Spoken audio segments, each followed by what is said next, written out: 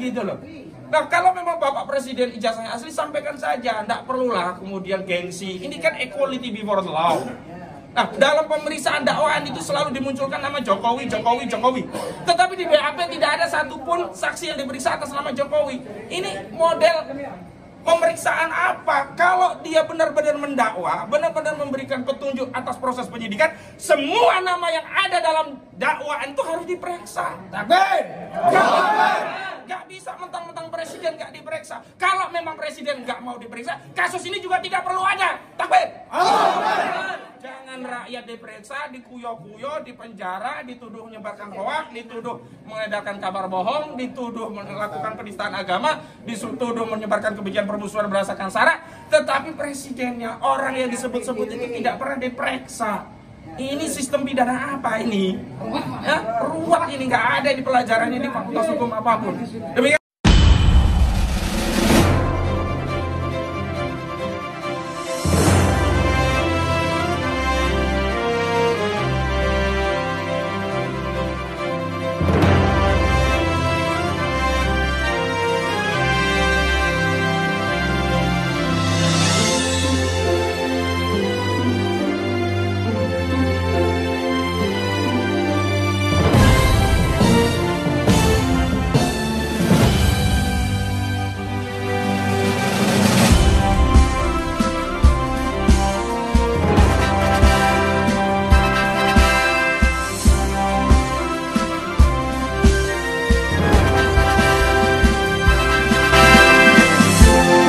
Assalamualaikum warahmatullahi wabarakatuh.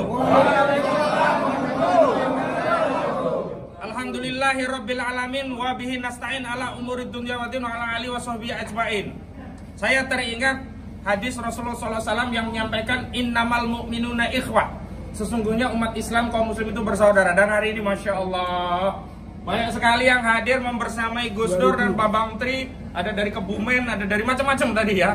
Dari mana saja? Ada dari Surabaya, Klaten, Padang, bahkan ada dari Padang, Semarang kali ini wis ora banjir nggih. Boten. Tapi gubernurnya kedelek enggak kayaknya. Hampir nggih. Alhamdulillah hari ini kita bisa berkumpul kembali membersamai Gus Dur. Dan hari ini sidang agenda lanjutannya adalah pemeriksaan ahli. Apakah benar-benar saksi ahli atau ahli bersaksi? Kita tidak tahu nanti ya. Kemarin ada ahli bersaksi, ada ahli bersaksi agama, ada ahli bersaksi tentang bahasa. Nah, hari ini keterangan ahli yang akan diperiksa dalam persidangan yang terbuka untuk umum adalah keterangan dari ahli pidana dan juga ahli sosiologi. Ya, kita mau periksa nanti ya. Dan dalam rencana dekat nanti apakah benar-benar ahli atau nanti jangan-jangan ahlinya ngomong lagi, ini Pak Egi gak ngerti bahasa ini. Nanti lagi-lagi dibilangin ini gak ngerti sosiologi loh. Loh, kami perlu tegaskan, lawyer itu di dalam persidangan walaupun kami tahu, posisi kami tetap bertanya. Karena kami ingin memverifikasi kasus ini melalui keterangan ahli. Jadi ahli siapapun kalau ditanya lawyer jangan baper dan juga jangan sok pinter. Maksudnya jangan baper itu ya memang tugas kami bertanya. Jangan sok pinter itu kalau kami tanya, bukan kami nggak tahu, kami ingin mendalami faktanya, keahlian saudara. Ahlinya benar-benar ahli atau ahli bersaksi begitu loh. Jadi kadang-kadang kemarin itu kami komplain sekali ya. Ahli ini tidak bisa menempatkan diri posisi sebagai ahli yang dimintai keterangannya dalam persidangan untuk menerangkan ya dalam kasus ini keahliannya itu seperti apa. Ada ahli yang baper dan bahkan ada ahli yang sok pinter ya. Dan ketika memberikan definisi terhadap apa yang kita tanyakan, jadi keblinger. Nah, jadi keblinger. Nah, padahal masih kuper ternyata, ya. Yang membuat kita ya jadi muter-muter, ini gimana? Ahli ditanya apa, jawabnya apa? Nah, gitu. Nah, hari ini insya Allah dua ahli tadi mohon doa dan dukungannya, dan tentu kita melakukan evaluasi terhadap berbagai pemeriksaan ahli yang lama, yang kemarin ya. Dan dalam kajian analisis kami dari tim advokasi Gus Dur dan Pak Bangtri, sampai hari ini kami ya secara hukum ya, secara keahlian kami meyakini dan dapat memastikan unsur-unsur pidana yang didakwakan kepada klien kami tidak terbukti secara sah dan meyakinkan. Ya, kalau ada pasal yang mendakwa Gus Dur dan Bambang Tri itu mengedarkan kabar bohong, ya berarti harus membuktikan ada kabar benarnya. Ya, jadi kalau ada kabar bohong berarti harus ada kabar benernya. Dan kabar benernya hari ini sampai hari ini tidak bisa dibuktikan tentang keasilan ijazah dari saudara Joko Widodo. Yang kedua, tidak ada penistaan agama. Kenapa? Kemarin dari ahli juga menyatakan itu hanya kurang syarat. Kalau bahasa saya itu rukun. Cuman ahli ketika saya tanya apa syarat apa rukun nggak tahu. Jadi semua jadi satu kesatuan. Ketika saya tanya takrif tentang mubahalah secara rinci juga tidak tahu. Ya akhirnya tidak mau jawab. Ya nggak apa-apa lah, kita ambil saja keterangan dia bahwa ini kurang ya syaratnya. Tetapi apakah setiap yang kurang syarat itu kemudian menistakan agama? Kan enggak. Panjenengan sholat, ya misalkan kurang syarat, lupa atau tidak berwudu, sholatnya batal tidak? Batal. Apakah sholat yang batal menistakan agama? Tidak. Aneh saja orang mempraktikkan ajaran agama kurang syarat kok kemudian dikualifikasikan sebagai menista agama. Kalau kemudian dikatakan loh itu karena mengedarkan kebohongan. Lah kemudian ditanya sama rekan kita, kebohongan atau bohongnya di mana? Dia juga tidak tahu kalau bohongnya di ijazah palsu. Sampai hari ini tidak terbukti ijazah aslinya. Lalu di mana bohongnya? Ketika dikembalikan, Anda sendiri yakin nggak ijazah itu asli? Semua ahli tidak pernah melihat ijazah asli. Bagaimana mungkin orang yang tidak pernah melihat ya, aslinya ijazah meyakini ijazah itu asli? Dan bagaimana mungkin orang yang tidak pernah tahu ijazah Jokowi itu asli, kemudian ada kajian yang mengatakan ada ijazah palsu, dianggap bohong? Jadi tidak nyambung juga kalau dasar pengenaan penistaan agama itu karena mengedarkan bohong. Nah, saya justru curiga ini jangan-jangan udah settingan. Karena masalah bohong ini sama di dalam BAP kan semua menyatakan demikian. Saya sebagai umat Islam merasa ya kecewa, keberatan karena Al-Quran sebagai kitab suci dijadikan sarana untuk menyebarkan kebohongan. Loh, di mana kebohongannya? Dan bahkan ada saksi beragama Kristen kok ngomong saya sebagai umat Islam. Ini luar biasa. Ini mengkonfirmasi bahwa memang ada desain besar terhadap kasus ini yang ingin membela kekuasaan rejim. Harusnya kita itu punya hak yang sama, punya kepentingan yang sama. Oh, bapak-bapak jadi tentara aja ijazahnya harus asli. Lawyer jadi pengacara ijazahnya asli atau tidak? Harus asli. Lah presiden kan jauh lebih harus asli. Curiga ini jangan-jangan udah settingan.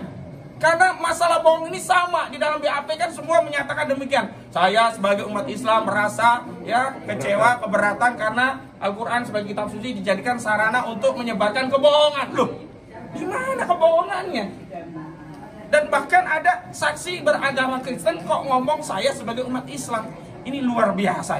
Ini mengkonfirmasi bahwa memang ada desain besar terhadap kasus ini yang ingin membela kekuasaan rejim. Harusnya kita itu punya hak yang sama, punya kepentingan yang sama. Oh, bapak-bapak jadi tentara aja ijazahnya harus asli. Lawyer jadi pengacara ijazahnya asli atau tidak? Harus asli. Lah presiden kan jauh lebih harus asli. Assalamualaikum warahmatullahi wabarakatuh. Waalaikumsalam warahmatullahi wabarakatuh. Ini memasuki sidang yang ke-8 dari pemeriksaan saksi fakta, juga saksi ahli. Saksi fakta kalau nggak salah 15, kalau saksi ahli baru 2. 16. Saksi fakta 16. Oh, saksi fakta 16, saksi ahlinya baru 2. Berarti 18. Ya, 18. Yang mana selama ini dan sampai detik ini juga untuk yang dituduhkan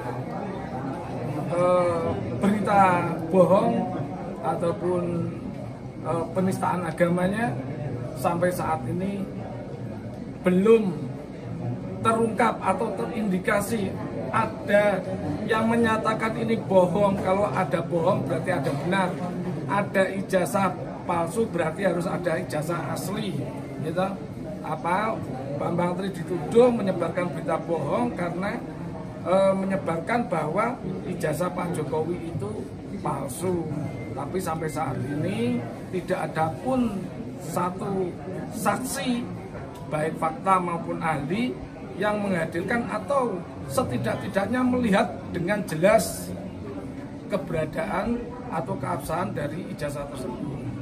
Ya, jadi mohon ini juga terkait juga penangguhan Gus Nur sekiranya bisa juga untuk ditangguhkan, karena Gus Nur sebagai kepala keluarga tulang punggung yang sampai pada saat ini selalu mempertanyakan tentang penangguhan, di mana dia dituduh namun belum terbukti sama sekali, dan sampai di 18 saksi juga belum terindikasi bahwa unsur-unsur yang dituduhkan itu juga terbukti. Kalau dari saya nanti hanya akan persidangan ini yang Bang Egy yang lebih menggigit ya. Oke, dari saya Mas Taufik, wassalamualaikum warahmatullahi wabarakatuh. Waalaikumsalam. Baik, sekarang Bang Egy biar lebih Amin. Takbir. Saudara-saudara, dalam pendekatan hukum itu ada namanya azas praduga tak bersalah. Dengan azas itu seyogyanya Gus Nur dan Bambang Tri tidak ditangkap. Apalagi ini jangan lupa awalnya kasus ini perdata. Di Jakarta Pusat kita mengajukan gugatan. Tapi ketika Bambang Tri dan Gus Nur ditangkap, sehingga kita kehilangan untuk bisa membuktikan karena nggak bisa dikeluarkan, ya sudah kita cabut dan sekarang takdirnya bergulir di pidana. Nah karena pidana tadi sudah diungkap sedikit oleh Ahmad Rosudin, artinya pembuktian bebannya ada pada jaksa. Nah pertanyaan seriusnya, hingga hari ini 18 orang saksi, ya, 2 keterangan ahli, 16 fakta, tidak ada yang pernah lihat ijazah asli. Lalu apa yang mau didakwa kepada atau dituntut nantinya? Didakwa sudah ya, dituntut apa kepada Bambang? Nah dalam proses azas praduga tak bersalah harusnya hakim ikuti penangguhan penahanan, nggak diketemukan. Kan dia selalu beralasan lihat persidangan, udah 8 kali sidang, udah 18 orang, mau lihat apa lagi? Nah, sekarang kita lihat 2 lagi nih.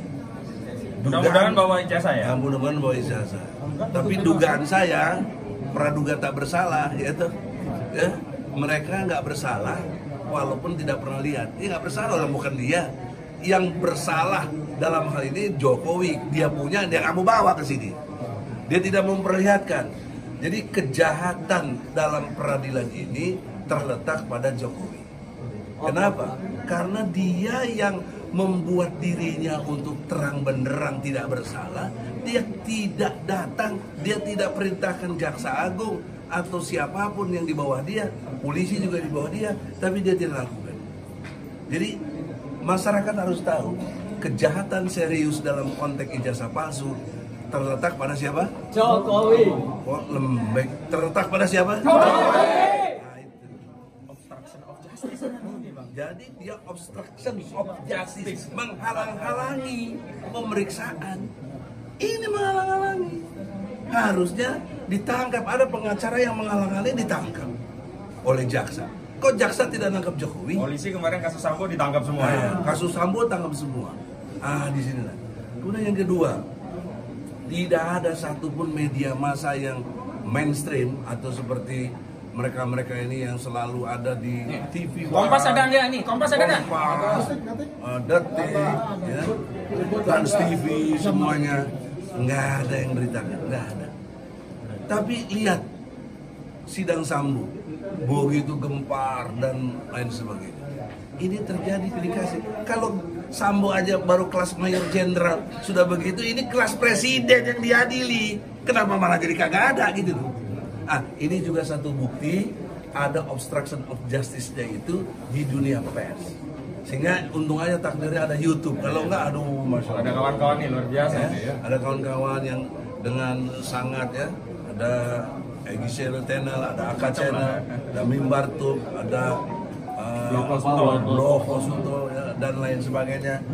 Arefli Harun juga banyak bantu, ya. Rahma Sarita juga banyak bantu dalam konteks penyebarannya. Jadi poinnya ada 2, saudara. obstruction of justice itu satu Jokowi, dua pers. Dan pers tentunya bukan dia tidak mau, saya yakin, tapi dihalang-halang. Jelas sampai di sini? Nah, pertanyaan seriusnya, kalau hakim nanti tidak juga mengabulkan apa yang disebut penangguhan penahanan, sudah dipastikan dia juga termasuk obstruction of justice. Iya dong. Betul. Menghalangi dia. Melanggar ajas praduga bersalah, udah dibuktikan 18 orang. Tambah sekarang nih 2 orang lagi. Saya berani bertarung secara intelektual. Ya ini nggak tahu ijazahnya. Ya, nggak tahu ijazahnya, dan insya Allah atas izin bisa kita belajarin. Masya Allah. Assalamualaikum warahmatullahi wabarakatuh. Assalamualaikum warahmatullahi wabarakatuh. Mas Ridho mau menyampaikan? Perwakilan suruh dulu. Iya, monggo. Oh iya. Jakarta. Assalamualaikum warahmatullahi wabarakatuh. Takbir.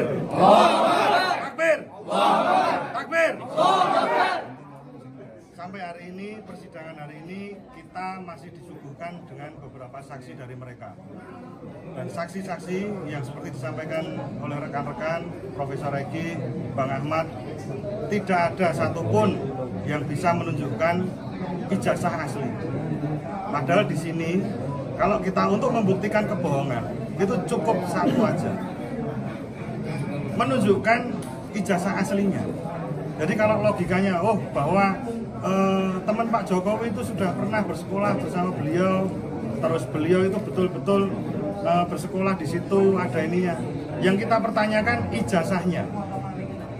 Jadi dalam kasus ini kita harapkan nanti setelah banyaknya saksi yang dihadirkan sampai hari ini, bertambah 2 lagi nanti adalah saksi yang dihadirkan, kemungkinan seperti yang disampaikan kemarin itu adalah saksi ahli pidana dan saksi ahli sosiologi. Itu pun di BAP-nya hampir mirip juga. Jadi mereka bersaksi bahwa Gus Nur dan Bambang Tri melakukan kebohongan. Gus Nur dan Bambang Tri menyebarkan berita bohong. Gus Nur dan Bambang Tri melecehkan agama.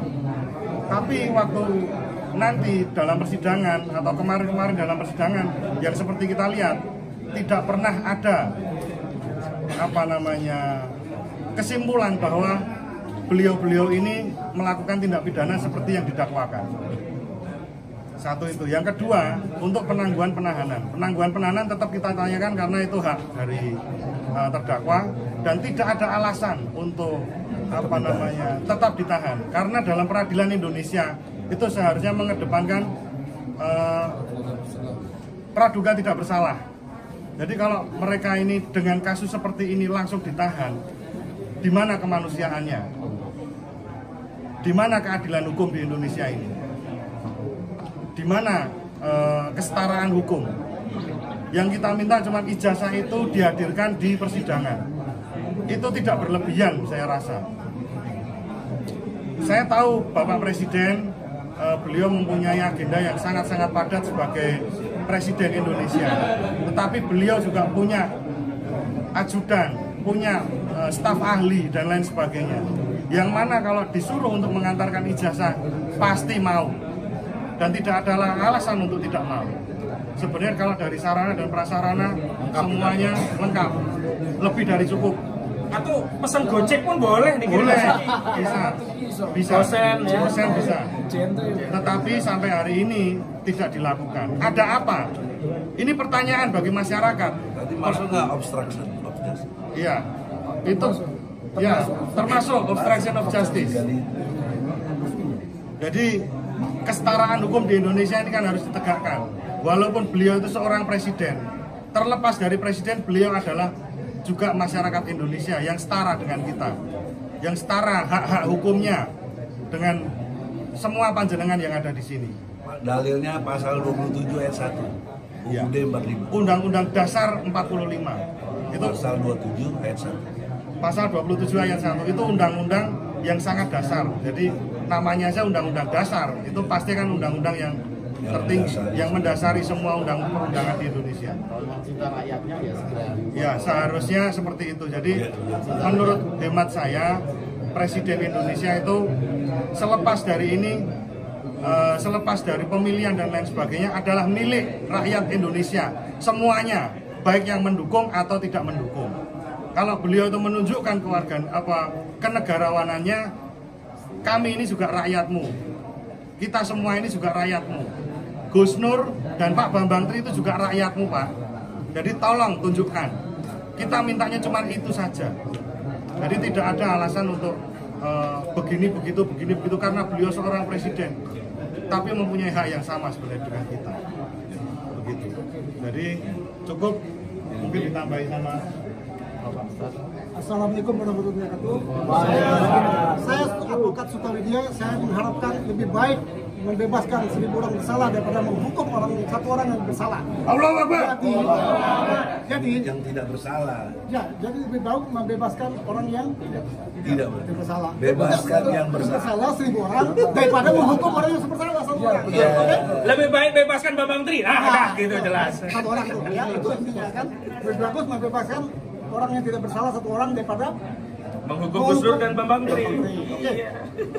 Oke, jadi intinya saya berharapkan kalau tidak di penangguhan tidak dikabulkan, JPU saya berharap menuntut bebas. Wah, mantap itu. Oke, itu saja. Ya. Sutawidya. Assalamualaikum warahmatullahi wabarakatuh. Assalamualaikum. Perwakilan yang dari Banjar atau dari mana tadi? Warga Sarawak. Harapan. Mana? Yang ada aja nih. Yang ada aja, ada nggak?